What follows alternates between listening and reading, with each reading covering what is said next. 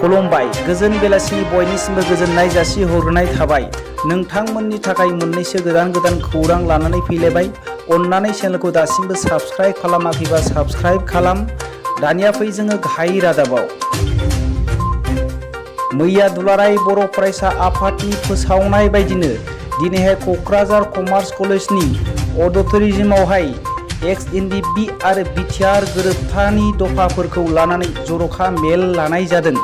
बेयावहाय गोबां बर' लिडारफोर आरो दैदेनगिरिफोर बाहागो लादों आरो बेयावनो रनजित बसुमतारी बिथाङा फोरमायदों BTR एकर्डनि खामानिया गासै NDFB फोरनि थाखायनो जादोंमोन होननानै बिथाङा फोरमायदों आरो बिसोरखौनो लानानै जादों होननानै बिथाङा बुंदों।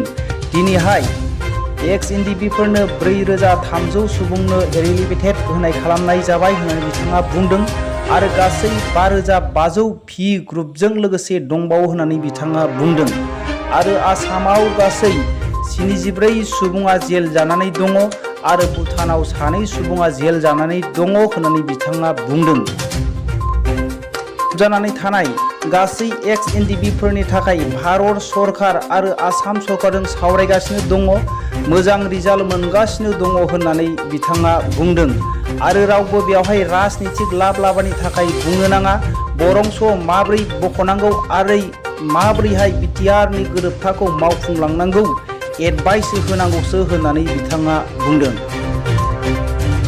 आरो MLA लरेन्स इस्लारि बिथाङाबो बेबायदि बुंदों, रन्जन दैमारिखौ बखनायनि खामानिया मोजाङैनो मोजां जागासिनो दङ आरो गासै 250 था केसा बोखारजाबाय होननानै बिथाङा बुंदों।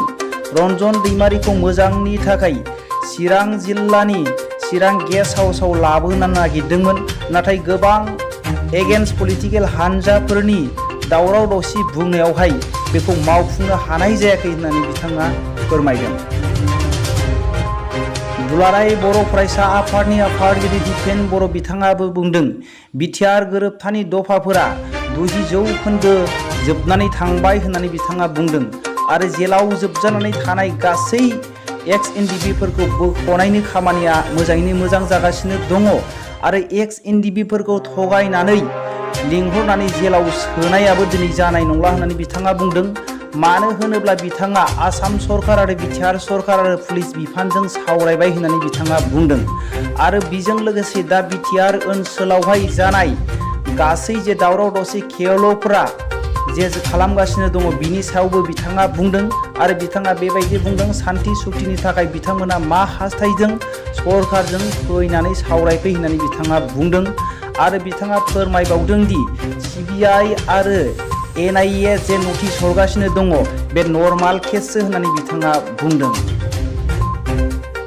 बेजों लोगोसे जोबनायाव बिथाङा बुंबावो दि सोरबाफोर मेट्रिक पास जानाय सुबुंफोरा, गरिब नखरनि सुबुंफोरा सोरबाफोर एडमिसन खालामनो हायाखैब्ला खाथिनि आनसलिक अफिसावहाय गसर दिसननो थाखाय बिथाङा बयखौबो खावलायहरदों।